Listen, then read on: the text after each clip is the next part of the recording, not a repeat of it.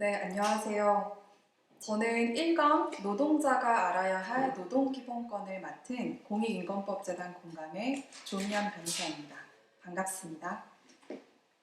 저는 질문과 답변의 형식으로 한번 노동자가 알아야 할 노동기본권에 대해서 이야기를 해보려고 해요. 첫 번째 질문입니다. 일을 시작하기 전에 챙겨야 할 게 있을까요? 1. 네, 그럼요. 사업주와 어떤 일을 하기로 약속하고 사업주는 그 일에 대해서 임금을 지급하겠다고 약속하는 것을 근로계약이라고 하는데요. 이러한 서로의 약속을 확인하기 위해서 반드시 임금, 근로시간, 휴게 등 근로조건을 정해 종이에 적어 넣는 근로계약서를 작성해야 합니다. 2. 근로계약서는 같은 내용으로 두 부를 만들어 하나는 노동자가, 다른 하나는 사업주가 가집니다. 근로계약서를 작성하지 않거나 작성한 근로계약서를 나누어 갖지 않으면 사업주는 근로기준법 위반으로 500만 원 이하의 벌금을 내야 합니다. 3. 근로계약서에 적힌 근로조건이 실제와 다를 경우 노동자는 약속 위반을 이유로 노동위원회에 손해배상을 신청할 수 있으며 즉시 사업주와 근로계약을 해제할 수 있습니다. 근로계약을 해제한 경우 사용자는 노동자에게 귀향여비를 지급해야 합니다. 귀향여비란 노동자가 취업하기 전에 살았던 장소로 돌아가는 데 필요한 비용입니다. 4. 기본적으로 노동자는 4대 사회보험에 가입되어 있는지 확인해야 하는데요. 4대 보험이란 국민연금, 국민건강보험, 산업재해보상보험, 고용보험을 말합니다. 한 명 이상의 노동자를 고용하는 사업장의 경우 일정한 요건을 갖추면 4대 보험에 가입할 수 있습니다. 한 명 이상의 노동자를 사용하는 사업장의 노동자와 사용자는 국민연금의 사업장 가입자가 되고요. 국내에 거주하는 국민은 모두 국민건강보험의 가입자가 되며 국내에 체류하는 재외국민 또는 외국인도 일정한 요건을 갖추면 가입자가 될 수 있습니다. 노동자를 사용하는 모든 사업 또는 사업장은 고용보험법에 적용을 받으며 이에 따른 사업주와 노동자, 고용보험법 제10조 및 제10조의 이에 따른 적용제외 노동자는 제외하고요. 이 사업주와 사업 노동자는 당연히 고용보험의 보험 가입자가 됩니다. 산업재해보상보험법 시행령 제2조에 따라 법에 적용 예외가 되는 사업 이외의 노동자를 사용하는 모든 사업 또는 사업장은 산업재해보상보험법에 적용을 받으며 산업재해보상보험법 제6조 단서에 따라 같은 법을 적용하지 않는 사업의 사업주는 공단의 승인을 받아 산재보험에 가입할 수 있습니다. 두 번째 질문입니다. 월급이 적게 들어온 것 같은데 어떻게 해야 하나요? 관련해서 두 가지를 기억하면 좋겠습니다. 1. 월급은 매월마다 정해진 날에 약속한 월급 전액을 통화로 노동자에게 직접 지급해야 합니다. 이러한 5가지 원칙이 지켜지지 않는 경우 예를 들어 월급날 월급이 들어오지 않는다거나 약속한 월급과 금액이 다르거나 상품권을 월급으로 지급하는 등에는 사업장이 있는 지역의 고용노동청으로 신고해서 바로잡을 수 있습니다. 2.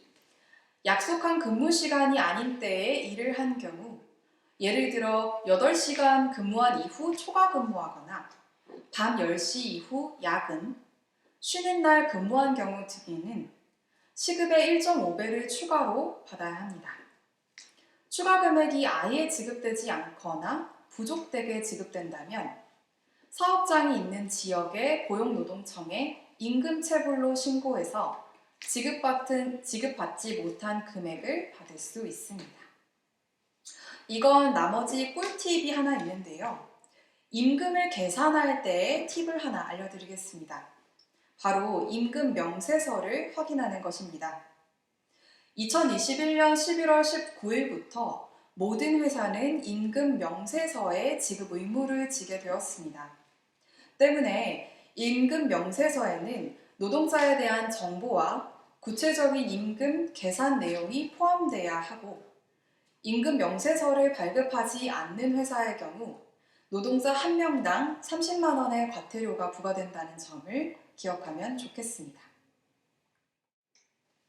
다음은 세 번째 질문입니다. 쉬는 시간이 짧은 것 같은데 쉬고 싶을 때 쉴 수 없나요? 관련해서 휴게나 쉴 휴게에 대해서 살펴볼까요? 1. 원칙적으로 사업주는 근로시간이 4시간인 경우에 30분, 8시간인 경우 1시간 이상의 휴게시간을 근로시간 도중에 부여해야 합니다. 휴게시간은 근로자가 자유롭게 이용할 수 있어야 하며, 예를 들어 손님이 없어서 대기하는 시간은 휴게시간이 아니라 근무시간이기 때문에 임금을 지급받아야 하고 별도의 휴게시간이 주어져야 합니다. 2.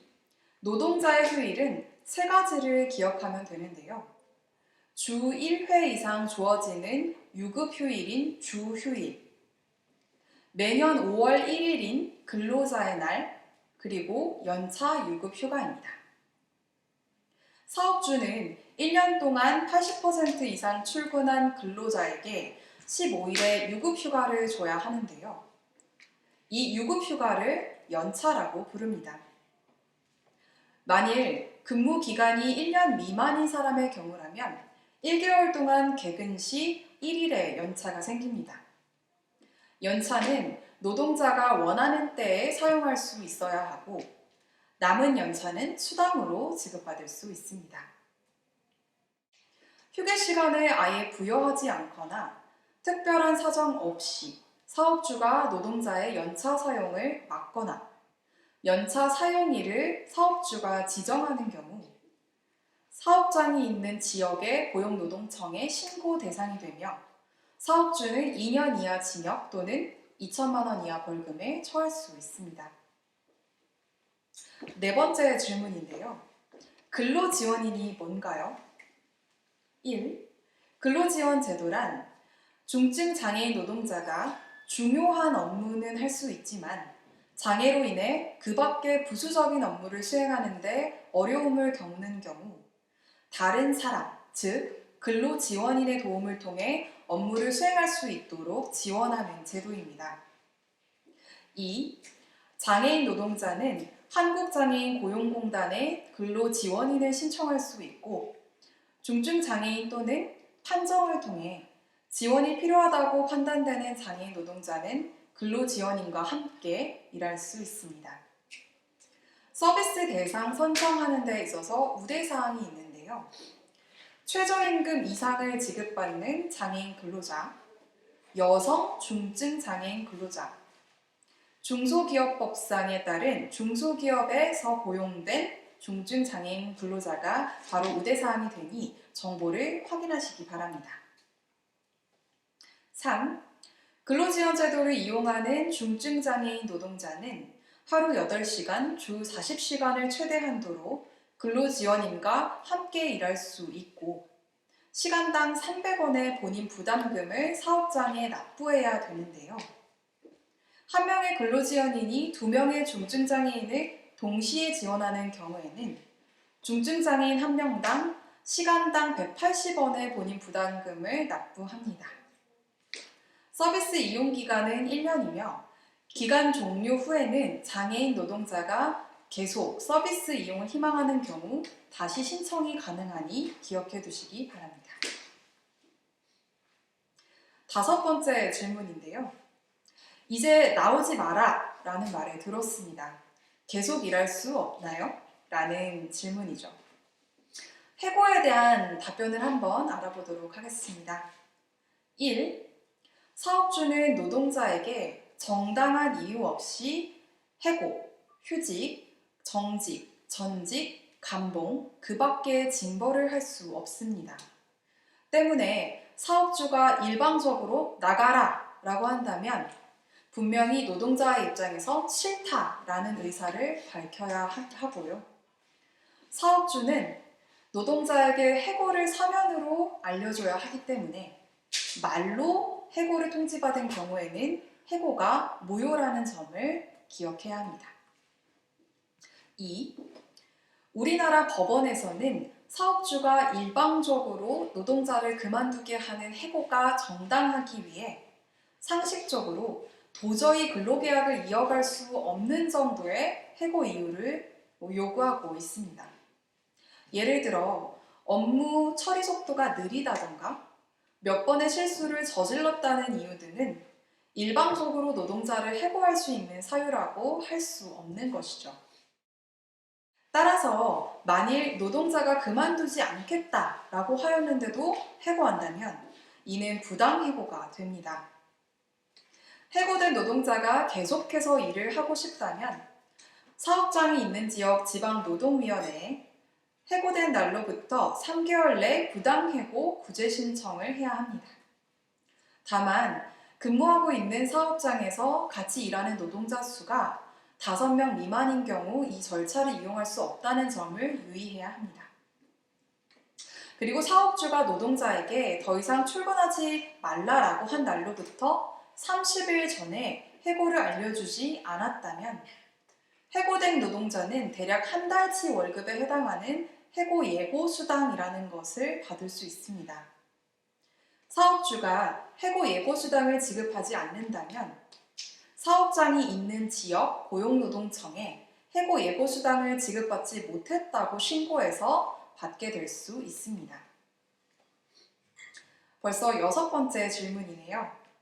다시 일자리를 구하기 전까지 무언가 도움받을 수 없을까요? 라는 질문인데요.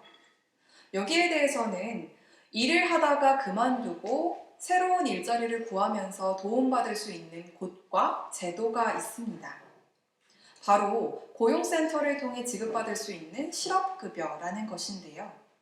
실업급여란 다시 일자리를 구하는 기간 동안 일정 급여를 지급함으로써 노동자의 생계 불안을 극복하고 생활의 안정을 도와주며 다시 일할 수 있는 기회를 지원해 주기 위한 제도입니다.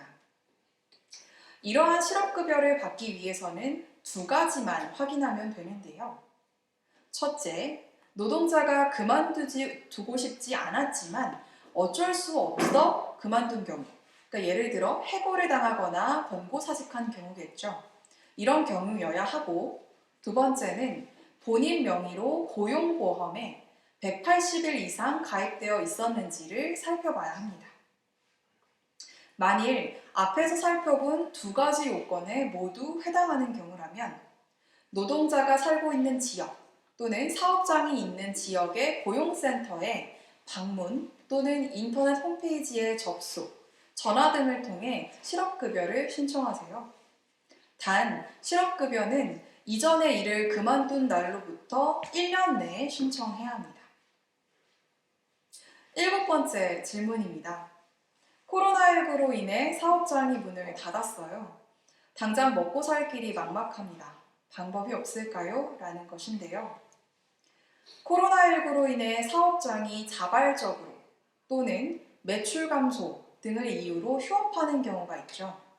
이런 때에는 노동자 수가 5인 이상 규모 사업장의 사업주는 노동자에게 평균 임금 70% 이상의 휴업수당이라는 것을 지급해야 합니다. 휴업수당을 지급하지 않는다면 살고 있는 지역 또는 사업장이 있는 지역의 고용노동청으로 임금체불 신고를 할 수 있습니다. 사업장이 만약 문을 닫더라도 임금을 지급하지 않아도 되는 경우란 사업주와 노동자들이 원만히 합의한 때입니다. 따라서 일반적인 사업장의 휴업의 경우 무급으로 휴직 처리를 할 수가 없고 휴업수당을 지급해야 한다는 점을 기억하면 좋겠습니다. 또한 없다고 일찍 퇴근시키는 것은 근로계약 위반이므로 그 시간에 대한 임금을 지급해야 합니다. 코로나19로 인해 연차 사용을 강제하는 경우 근로기준법 위반입니다. 또한 노동자가 코로나19로 인해 입원, 격리되었을 때 사업주가 자발적으로 유급휴가를 부여한다면 정부에서 사업주를 일정 부분 지원하고 있으니 관련해서 제도를 확인하세요. 코로나19로 인한 휴업수당 등 관련 문의는 국번 없이 1350번 고용노동부로 연락하시면 됩니다. 코로나19로 인해 매출이 감소했다거나 자가격리 및 확진을 이유로 해고하는 경우, 사업장이 있는 지역의 지방노동위원회에 해고당한 날로부터 3개월 이내 부당해고 구제 신청을 할 수 있습니다. 다만 이 경우에도 같은 사업장의 노동자 수가 5인 이상이어야 한다는 것을 유의해 주십시오. 이것으로 1강 강의를 모두 마치겠습니다. 저희의 강의는 2강에서 이어가겠습니다. 감사합니다.